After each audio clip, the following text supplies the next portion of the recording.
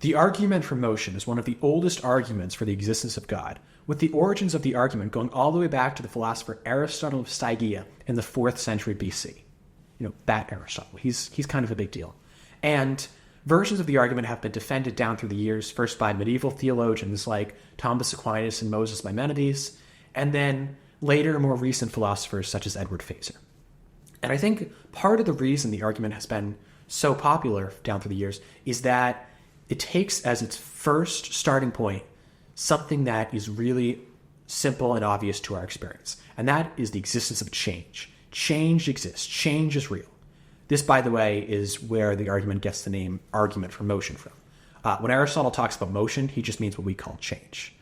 Motion just sounds fancier. So change is real. What kind of change? Well, any kind of change. Yesterday, I was wearing a green shirt. Today, I'm wearing a blue shirt. 10 minutes ago, you weren't watching this video. Now you are watching this video. This pencil is in one piece right now. It's in two pieces right now. Those are all changes. These things were all one way at one point, and now they're another way. They go from one way to one way. That's change. Now, where this gets interesting is that Aristotle says you could define change as the actualization of a potential. What in the world does that mean? We look around the world, right, and we see things that can be and things that can't be. To use those three examples I just used again, it could be that I could film my next video wearing a green shirt and having a 5 o'clock shadow. It could not be that I filmed this next video 37 feet tall and with a third arm. It could be that you're still watching this video 10 minutes from now. It could not be that you're still watching this video 500 years from now. Although that would be great for my watch time, but you'd be dead, so you can't do that. This pencil, it could be that I could snap it into even more pieces. It could not be that these pieces somehow go back together without anything holding them together, like glue. So there's a difference between things that can be and things that can't be. Aristotle calls the things that can be but aren't potentials. So he gets a threefold division of all the things in the world. There's things that are. There's things that, I know these things that are, he calls actual things, actuality. There's things that are not yet, but could possibly be. These he calls potentials. And there's things that are not and could never be. And these he calls non-being or non-reality. So, going back to change, when we talk about change as the actualization of a potential, what we mean is change is something going from that second category of things that could be but are not yet to the first category of things that are. It's something possible becoming actual, something potential becoming actual. Okay.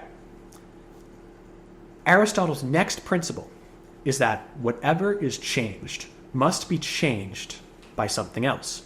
Or, to put it more technically, whatever goes from potential to actual must be made actual by something already actual.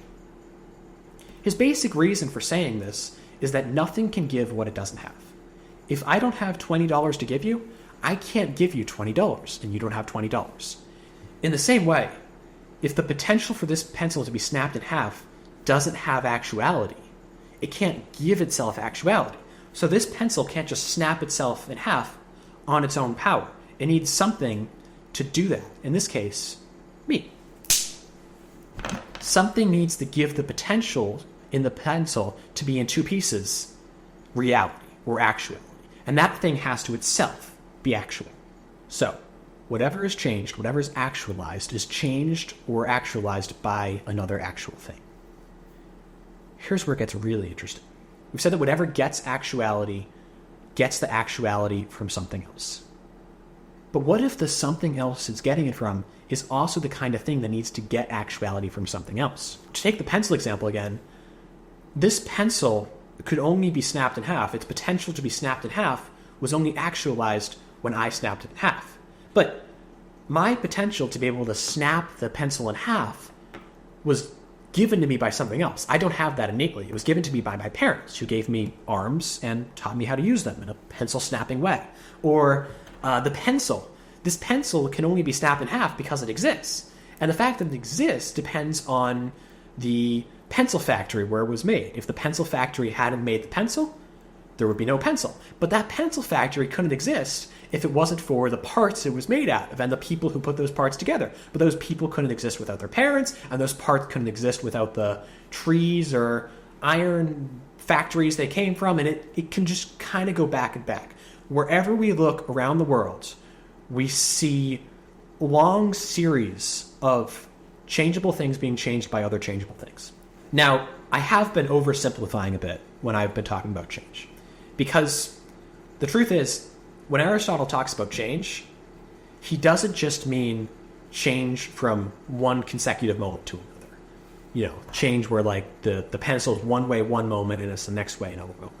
When Aristotle talks about change, he also includes examples of things actualizing other things' potentials in a single moment. Take the example of the bookshelves behind me.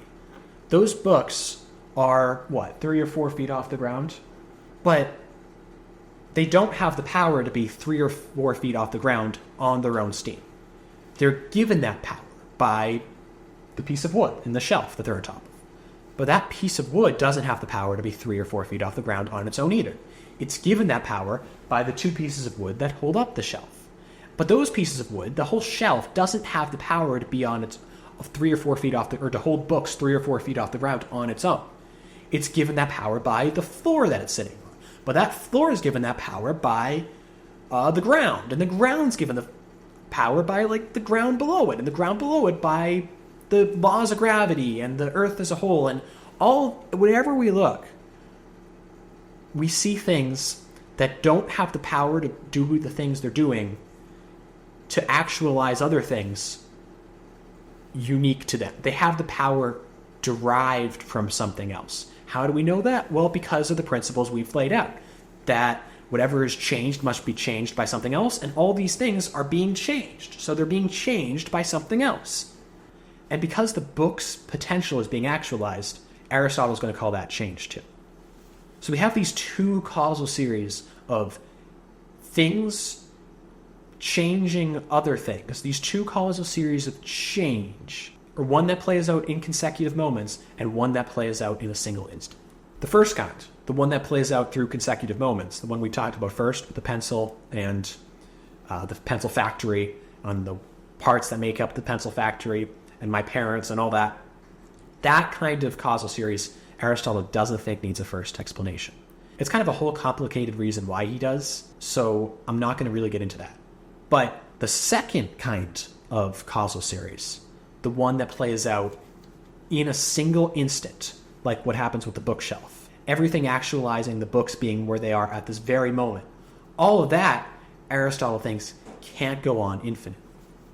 Why? Well, because none of those things have the power on their own, like we said, to actualize something else. They get their actuality from something else. And if that something else is itself part actual and part potential, then that thing gets its actuality from something else. If this went on forever, it would be like a chandelier hanging from a link, from a link, from a link, from a link, without actually hanging to the roof. There would be nothing explaining why the chandelier is where it is instead of on the ground, because none of those links have the causal power on their own to hold the chandelier above my head. Thankfully, the chandelier is attached to the roof, so it's not falling on my head. But if the roof wasn't there, if there wasn't something in that causal series that had the power on its own to hold something above my head, the thing wouldn't be above my head. It would be on top of my head. How in the world does this apply to the bookshelf example? Well, the only way this cycle could end, and we've just said that it needs to end, is if there's something in the series which doesn't have any potential, that couldn't change. Remember, we said a changeable thing needs to have a changer. It needs to have something that could change it. If there's something that just couldn't change, that doesn't have any potential, that's only actual, only in that first category we talked about, with none of the other stuff mixed in, then that thing would end the causal series. It would be the ultimate explanation we need in order to explain the books being in the air right now. This, Aristotle calls the prime mover. pure act. Now, here's the interesting part. What would pure act look like?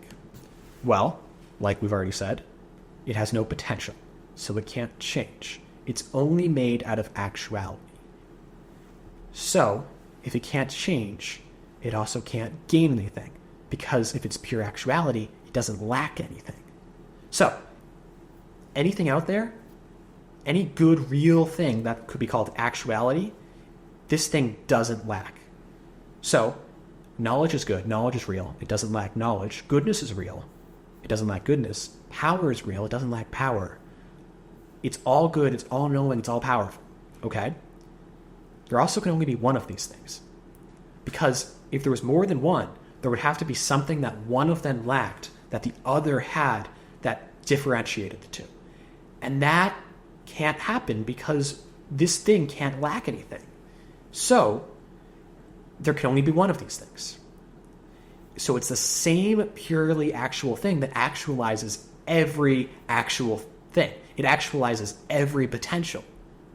So it's also the source of everything that exists. It's the source of all actuality in the world. It also can't have any parts, because parts, there's no way to differentiate one part from another part without referencing how one part has something that the other part doesn't have, that the other part lacks. So this thing doesn't have any parts. And since matter is always changing, always, by definition, this thing can't be material. And time is just a measure of change. So this thing can't be in time. So, the thing that's pure act is an all-good, all-knowing, all-powerful, changeless, timeless, immaterial, perfectly simple cause of all that is. And that thing is God. So, if I had to give a summary of the argument based on everything we've talked about, it would go something like this. First, change is real, but change is the actualization of a potential. A potential thing can only be made actual if it's made actual by an actual thing. The actual thing that makes the potential thing actual could either be itself part potential and part actual, or purely actual. If it's part potential, then those potential parts need to be actualized by another actual thing. And if that actual thing is part potential and part actual, then its potential parts need to be actualized by another actual thing, and so on. This is a causal series, and if it plays out in time through successive moments, then the explanation could just be that it goes back to infinity. But if the whole series plays out in the present moment, then it must trace its origin back to an ultimate explanation. And this thing must be an all-good, all-knowing, all-powerful, changeless, timeless, immaterial, perfectly simple cause of all that is, and this thing is God.